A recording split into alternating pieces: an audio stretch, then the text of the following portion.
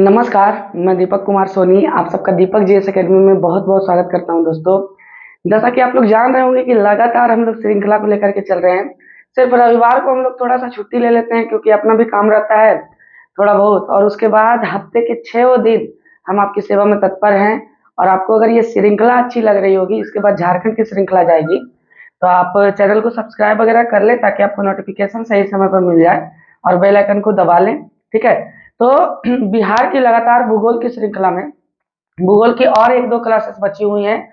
उन 1-2 क्लासेस को पढ़ाने के बाद फिर हम लोग बिहार के स्टैटिक में चले जाएँगे, जहाँ से बिहार के प्रश्न पूछे जाते हैं कि प्रमुख यात्री कहाँ-कहाँ से आए, ये सब क्वेश्चन बनते हैं। बिहार के इतिहास के बारे में जानेंगे। लगभग 20 क्लासेस में आपके संपूर्ण बिहार खत्म हो जाएँगे। किसी भी प्रकार का पेड कोर्सेज़ करने की आवश्यकता आपको नहीं है, ठीक है? तो आज उसी कड़ी में हम लोग लाए हैं। कल चूँकि हम लोग पढ़ चुके थे बिहार के खनिजों के बारे में कि कहाँ-कहाँ कौन से खनिज हैं। तो आज हम लोग बिहार के प्रमुख उद्योगों के बारे में पढ़ेंगे। देखिए आमतौर पर बिहार तो अपने कृषि उत्पाद के लिए जाना जाता है, ठीक है? और इसलिए बिहार के जो प्रमुख उद्योग थे, है ना? वो झारखंड से अलग होते समय बिहार से जब झारखंड अलग हुआ, तो लगभग बड़े-बड़े स्टील फैक्ट्री, कोयला फैक्ट्री, कोल वाशरी सब झारखंड में चले गए। लेकिन फिर भी बिहार में उद्योगों की बहुलता है और बिहार में कुछ महत्वपूर्ण उद्योग हैं जहाँ से प्रश्न पूछे जाते हैं, जिसके बारे में हम लोग चर्चा करेंगे। तो सबसे पहले आप जान लीजिए, है ना, कि बिहार का अगर हम बात करें तो सर्वाधिक उद्योग आपको पटना के क्षेत्र में दिखेगा। सर्वाधिक उद्योग आपको कहाँ दिखेगा? पटना के क्षेत्र में दिखेगा। आपसे कभी ये प्रश्न पूछे कि बताइए बिहार के किस जिले में उद्योगों की सघनता है, उद्योगों का ज्यादा घनत्व है, सबसे ज्यादा है उद्योग, तो वो हो जाएगा हमारा पटना। अब देखिए कुछ-कुछ उद्योगों को प्रोत्साहन देने के लिए बिहार में कुछ-कुछ नीतियां बनाई गई, उन नीतियों से जान लेते हैं और ये नोट करते चलिएगा आप जरूर से जरूर। मैं धीरे-धीरे भी बोलूंगा और रोक-रोक के भी आप नोट करते चलिएगा क्योंकि मेरा उद्देश्य सिर्फ ऑनलाइन क्लास के जैसा पढ़ाना नहीं है दोस्तों। मेरा उद्देश्य है कि उन गरीब तबकों तक पहुंचे हम, है ना? जो लोग सोचते हैं कि नहीं ऑफलाइन क्लासेस करके ही हम लोग आगे बढ़ सकते हैं, ऑफलाइन क्लासेस के जैसा नोट्स नहीं करवाया जाता है। ये मेरा उद्देश्य है कि नोट्स आपका बने और ढंग से बने ताकि आपको किसी भी प्रकार का कठिनाई महसूस ना हो, ठीक है? तो आइए देख लेते हैं थोड़ा सा। जैसे कि यहाँ लिखा हुआ है कि सर्वाधिक उद्योग हमारे कहाँ है? पटना में है, ठीक है? उसके बाद बात करें कि बिहार के औद्योगिक प्रोत्साहन नीति, बिहार में औद्योगिक प्रोत्साहन नीति बिहार सरकार के द्वारा कब लाई गई थी? तो आपसे पूछेगा, कई बार पूछा है, 2016 में। उसके बाद बात करें बिहार औद्योगिक निवेश नीति, बिहार औद्योगिक निवेश नीति कब लाई गई थी? तो इसका आंसर हो जाएगा 2016 में लाई गई थी। ये भी बिहार औद्योगिक निवेश नीति, नीतीश कुमार ही मुख्यमंत्री थे हमारे, आप जानते हैं, है ना? नीतीश जी के समय में बहुत ज्यादा डेवलपमेंट हुआ। देखिए बहुत बार लोग कह देते हैं कि लालू जी के समय में कुछ ना हो, है ना, कि लालू जी खाली घोटाला किए, ये किए, वो किए। मेरे दोस्त हर एक मुख्यमंत्री, जैसे आज मोदी जी को लोग कह रहे हैं कि नहीं मोदी जी बहुत अच्छा काम कर रहे हैं, नेहरू जी कुछ करवे नहीं किए, इंदिरा गांधी कुछ करवे नहीं किए, ठीक है? आप नेहरू के बारे में देखिएगा, नेहरू के बारे में जानिएगा कभी, है ना? नेहरू ने कहा था कि भारत की जो आत्मा बसती है ना, वो बड़े-बड़े उद्योगों में और नदी घाटी परियोजनाओं में बसती है। और नेहरू का देन है मेरे दोस्तों, है ना, कि द्वितीय पंचवर्षीय योजना के दौरान बोकारो स्टील फैक्ट्री, आपका राउरकेला में, भिलाई में, दुर्गापुर में स्टील फैक्ट्रीज की स्थापना हुई, बड़े-बड़े उद्योगों की स्थापना हुई, है ना, बहुत बड़े-बड़े उद्योगों की स्थापना हुई। लालू जी का देन था कि बिहार कृषि उत्पाद आधारित उद्योगों में अग्रणी था। चीनी मिल, कई ज्यादा चीनी मिल लालू जी के समय में स्थापित हुए, है ना? लालू जी के कामों को भूलना नहीं चाहिए। ये अलग बात है, राजनीतिक पार्टियां आती रहेंगी, अपने मुद्दे बताते रहेंगे, वो अलग चीज है, लेकिन लालू हमारे स्वाभिमान है, बिहार के गौरव है लालू जी। उसी प्रकार से नीतीश कुमार भी हमारे स्वाभिमान है। अगर आप कंपेयर कीजिएगा तो किसी भी राजनेता का उनके कामों से कंपेयर नहीं हो सकता। नीतीश जी के बारे में देखिएगा, आज इतना अच्छा सुशासन व्यवस्था हो गया, रोड वगैरह बन गया, है ना, महिलाएं हर एक क्षेत्र में आगे जा रही हैं, तो ये नीतीश जी का ही तो देन है बिहार में। और लालू जी के समय में आप जानते ही हैं कि बहुत ज्यादा उद्योगों को प्रोत्साहन मिला, जैसे कि आप चीनी मिल वगैरह को देख लीजिएगा, ये सारे उद्योगों को प्रोत्साहन मिला। अब देख लीजिए कि 2017 का बात करें तो बिहार स्टार्टअप नीति लाई गई थी, जिस स्टार्टअप की बात नरेंद्र मोदी साहब करते हैं, ठीक है? तो बिहार में स्टार्टअप नीति 2017 में लाई गई, ध्यान में रखिएगा इस बात को। उसके बाद उच्च प्राथमिक क्षेत्र नीति, यानी उच्च उद्योगों को प्राथमिकता देने का, है ना, ये कॉन्सेप्ट लाया गया था, पॉलिसी लाई गई थी, इसको भी 2017 में लाया गया था दोस्तों, आप ध्यान में रखिएगा।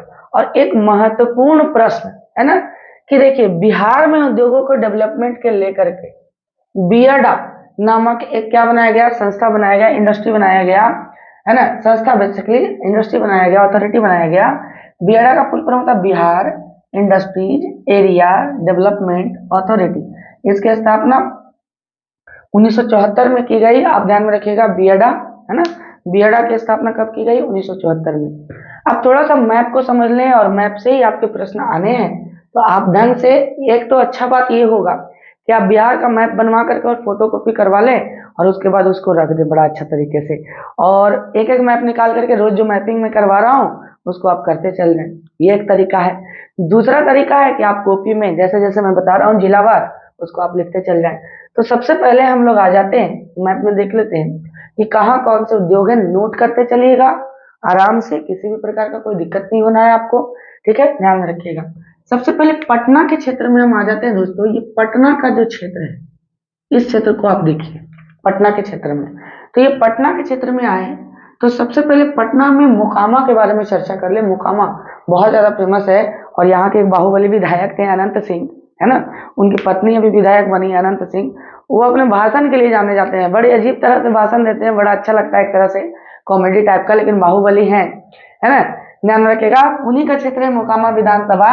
अब देख लीजिए मोकामा विधानसभा में अगर हम बात करें, मोकामा विधानसभा में अगर हम बात करें तो यहाँ पर देखिएगा कि यहाँ पर आपको मिल जाएगा Bharat wagon and engineering company, आप लिखते जाएं, है ना, एक तरफ लिखे प्रमुख उद्योग, एक तरफ लिखे बिहार के जिले और स्थान, ठीक है। तो पहला में उद्योग में है Bharat wagon and engineering company, ये मोकामा में है दोस्तों।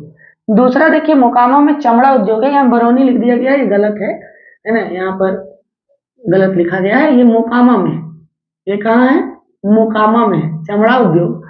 अगर आपसे कभी कोई प्रश्न पूछा जाए कि बताइए बिहार में चमड़ा उद्योग किस स्थान पर है, तो मोकामा, चमड़ा उद्योग के लिए कौन जाना जाता है, मोकामा जाना जाता है। फिर थोड़ा सा गंगा पार हो ले तो हाजीपुर चला जाएगा, तो बेसिकली पटना के क्षेत्र में तो नहीं है, ये जिला वैशाली पड़ जाता है, लेकिन हाजीपुर का बात कर ले तो हाजीपुर में आपको प्लाईवुड उद्योग दिखेगा। कौन सा उद्योग दिखेगा, प्लाईवुड उद्योग, प्लाईवुड जो आप पटरा वगैरह लेते हैं ना, वो वाला प्लाई, है ना, तो प्लाईवुड उद्योग दिखेगा।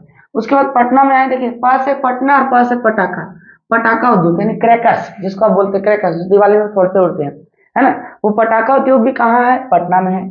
इसके अलावा पटना में बहुत बड़ा डेयरी उद्योग है दोस्तों, डेयरी उद्योग आप ध्यान में रखिएगा, डेयरी मतलब दूध वगैरह, दही या लस्सी वगैरह जो भी बनते हैं, वो डेयरी उद्योग पटना में स्थापित है। डेयरी उद्योग के लिए पटना ही जाना जाता है, बेसिकली ध्यान में रखिएगा। एक और है, आप जानते हैं कि पुनपुन नदी जो निकलती थी पठारी बाग से, वो जा करके एक स्थान पर मिलती थी गंगा से, जिसका नाम था फतुहा, और फतुहा में ही बिहार स्कूटर्स लिमिटेड स्थापित है, पटना जिला में ही पड़ता है फतुहा, बिहार स्कूटर्स लिमिटेड स्थापित है फतुहा में, पटना जिला में, ठीक है।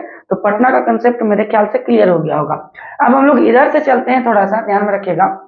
आपसे कभी पूछे कि सीमेंट उद्योग कहाँ स्थापित है बिहार में, तो रोहतास में, और बेसिकली रोहतास में दोस्तों विंध्यन क्रम की चट्टानें कैमूर की पहाड़ियां गुजरती है, तो इन इलाकों में आपको चूना पत्थर, इन इलाकों में आपको पायराइट्स, ये सब सारे चीज देखने के लिए मिलेंगे जो भवन निर्माण सामग्री के लिए उपयोगी हैं। और रोहतास में एक जगह है डालमिया नगर, और डालमिया नगर फेमस है सीमेंट उद्योग के लिए, डालमिया सीमेंट आप जानते होंगे, है ना। खनन उद्योग का बात करें तो जाहिर सा बात है कि खनन उद्योग पठारी क्षेत्र में ही रहेगा, तो खनन उद्योग हमारा कहाँ है, औरंगाबाद में।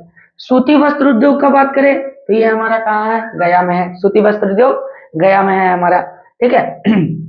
अभी देखिए एक ब्रह्मयोनी पहाड़ी है, ब्रह्मयोनी पहाड़ी बड़ी ज्यादा चर्चा में अभी गया का, तो ब्रह्मयोनी पहाड़ी से कई बार ये प्रश्न पूछे जा चुके हैं, तो ब्रह्मयोनी याद रखिएगा कहाँ पर है, गया में है। उसके बाद हम थोड़ा सा इधर आ जाते हैं तो लखीसराय, लखीसराय सिंदूर के लिए फेमस है, बहुत बार पूछा गया है प्रश्न, सिंदूर जो महिलाएं लगाती है ना, है ना, उस सिंदूर के लिए फेमस है लखीसराय, ध्यान में रखिएगा इस बात को। उसके बाद रेशम के बारे में तो आप जानते ही हैं कि रेशम के लिए कौन सा जिला फेमस है बिहार का, तो वो भागलपुर है, भागलपुर रेशम के लिए प्रसिद्ध है। अब देखिए दोस्तों यहाँ पर आपको दिख रहा होगा बंदूक फैक्ट्री और सिगरेट फैक्ट्री, आपको हम याद करवा देते हैं। देखिए आपने मीर कासिम का नाम सुना होगा, मीर कासिम बंगाल के नवाब थे, उन्होंने जब राजधानी परिवर्तन अपना बंगाल से मुंगेर किया तो यहाँ पर ये बंदूक फैक्ट्री खोले थे। उस समय से बंदूक, तोड़ीदार बंदूक बनाने की प्रथा यहाँ से चालू हुई। आज भी ये बंदूक फैक्ट्री यहाँ है। और बंदूक फैक्ट्री के साथ साथ मुंगेर में ही सिगरेट फैक्ट्री है। आप इसको कैसे याद कर सकते हैं? बंदूक चलाने से, बंदूक से भी क्या निकलता है? धुआं निकलता है। और सिगरेट से भी क्या निकलता है? धुआं निकलता है। तो बंदूक और सिगरेट फैक्ट्री कहाँ है? मुंगेर में। धुआं धुआं वाला दोनों चीज कहाँ है? मुंगेर में है। ठीक है, ध्यान में रखिएगा। अब देखिए, जूट को लेकर के हम बताए थे आपको कि जूट को लेकर के पूर्णिया और कटिहार बहुत ज्यादा फेमस है। तो बेसिकली जूट जो फैक्ट्री है वो पूर्णिया और कटिहार दोनों जगह आपको देखने के लिए मिलेगा, जूट फैक्ट्री। ठीक है, इसके अलावा कटिहार में आपको दिया सलाई फैक्ट्री भी देखने के लिए मिलेगा। माचिस माचिस माचिस है ना, माचिस फैक्ट्री या दिया सलाई फैक्ट्री आपको कहाँ देखने के लिए मिलेगा? कटिहार में देखने के लिए मिलेगा। ठीक है, उसके बाद कागज उद्योग का बात करें तो देखिए यहाँ पर दो को दिखेगा, समस्तीपुर और दरभंगा, दोनों सटे हुए जिले हैं अपने यहाँ पर, समस्तीपुर और दरभंगा। तो समस्तीपुर और दरभंगा किसके लिए फेमस है? कागज उद्योग के लिए फेमस है। दोस्तों ध्यान में रखिएगा इस बात को। ठीक है, नोट कर रहे हैं ना आप नोट करते चलें ताकि आपको विशेष जानकारी हो और आपके जो नोट्स रहे वो आपके आने वाली पीढ़ी भी पढ़े, बाल बच्चा पोता पोती जितना भी है ना, वो पढ़ते जाए। ध्यान में रखिएगा। ठीक है, इसको नोट्स करते चलिए, तभी आपका सार्थक हो जाएगा ये पढ़ाई। थर्मल पावर स्टेशन बरौनी में है। Thermal power station Barauni, basically Barauni Begusarai में पड़ता है दोस्तों। जिला अगर आपसे पूछे तो बेगूसराय में। दूसरा आपको देखिए यहाँ मिलेगा फर्टिलाइजर फैक्ट्री यानी कि उर्वरक फैक्ट्री, यह भी बरौनी में है।